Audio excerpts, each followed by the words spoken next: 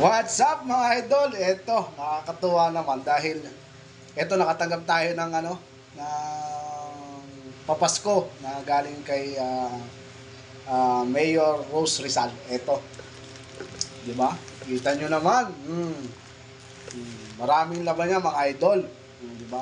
Kahit sa alam nating mahal ang mga bilihin pero ito, at least kahit pa paano, meron pa rin tayong natatanggap na regalo. At pasalamatan natin. Katulad nito, Fiesta. O, di ba? O, Fiesta, yung macaroni.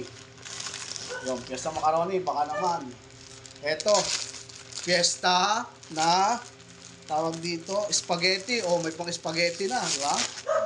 Salamat, Mayor Rose Rizal at sa 10 ng iyong mga kasamahan.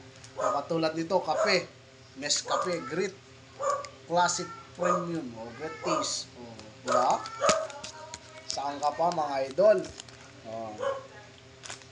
At hindi rin mong pwedeng mawala itong Bear Brand. O, salamat, Mayor, dahil nagkaroon kami ng gatas na galing sa inyo. Ayan. Yun, dalawa pa lang kami mga idol. O. Ayos. O, diba? Sa mahal ng bilihin, pero meron pa tayong ganito na natatanggap sa ating butihing mayor. O, katulad nito. Ano to? Yung hamonilya o yung ham. Diba mga idol?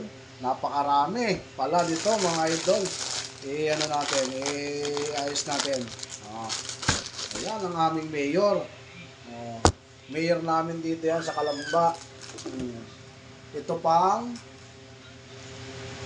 luncheon meat. O, ano, di ba? O, saan ka pa? O, ayan yung mga natanggap naming regalo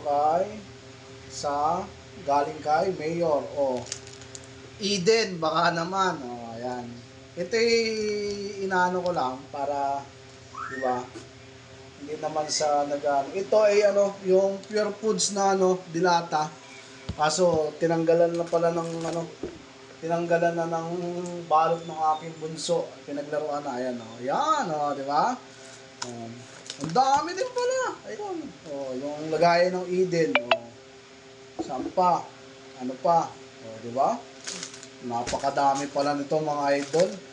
Salamat Mayor Rose Rizal.